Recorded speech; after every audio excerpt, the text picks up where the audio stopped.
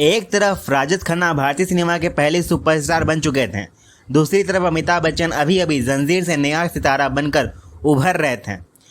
जब ये दोनों दिग्गज नमक हराम के साथ आए तो किसी ने नहीं सोचा था कि यह फिल्म सिर्फ दोस्ती की कहानी नहीं बल्कि बॉलीवुड के बदलते दौर की सबसे बड़ी गवाही बन जाएगी।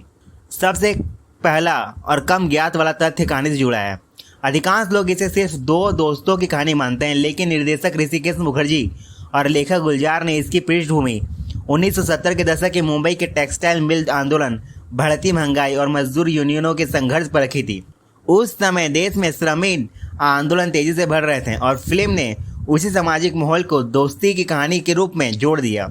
यही वजह है कि आज भी यह फिल्म सिर्फ मनोरंजन नहीं बल्कि उस दौर का सामाजिक दस्तावेज मानी जाती है।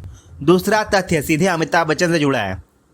फिल्म में उनका किरदार विक्रम उर्फ विक्की मुख्य नायक नहीं था। कहानी का केंद्र राजेश खन्ना का किरदार सोमनाथ यानी सोमू था।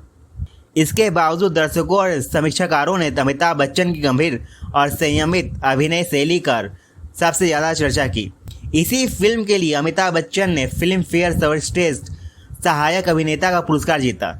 यह उनके कैरियर का दूसरा फिल्म फेयर सम्मान था और इसने साबित कर दिया कि वे किसी भी भूमिका में अपनी अलग पहचान बना सकते हैं। तीसरा कम ज्ञात तथ्य क्लाइमैक्स से जुड़ा है।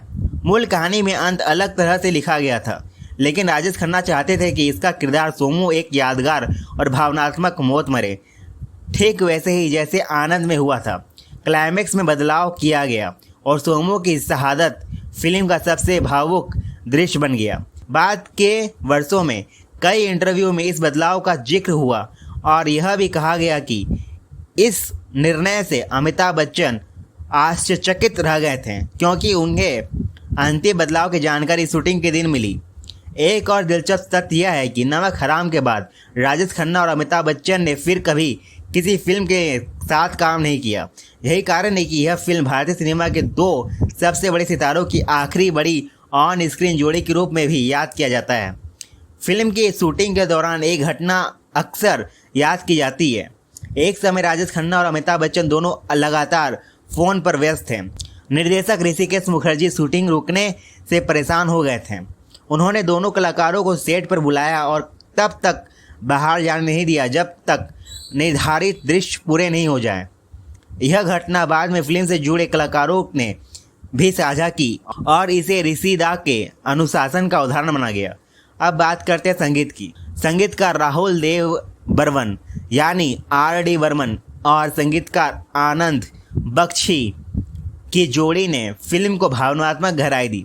दिल जलते हैं, नदियाँ से दरिया और मैं शायर बदनाम जैसे गीत आज भी राजेश खन्ना के कैरियर के सबसे लोकप्रिय गीतों में गिने जाते हैं। इन गीतों ने फिल्म की भावनाओं को और गहरा बना दिया। फिल्म में रेखा और सिमी ग्रेवाल की मौजूदगी भी कम महत्वपूर्ण नहीं थी। दोनों किरदार कहानी में संतुलन लाते हैं और यह दिखाते हैं कि दोस्ती और सत्ता की लड़ाई का असर सिर्फ दो दोस्तों पर नहीं बल्कि उनके आसपास के हर रिश्ते पर पड़ता है। एक और कम ज्ञात तथ्य यह है कि फिल्म बॉक्स ऑफिस पर सुपरहिट साबित हुई और 1973 की सबसे अधिक कमाई करने वाली फिल्मों में शामिल हो गई।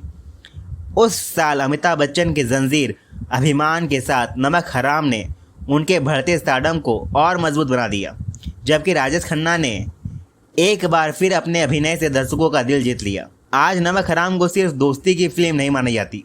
यह उस दौर की कहानी है जब एक सुपरस्टार अपनी चमक बनाए रखने की कोशिश कर रहा था और दूसरा अभिनेता भारतीय सिनेमा का नया चेहरा बनकर उभर रहा था।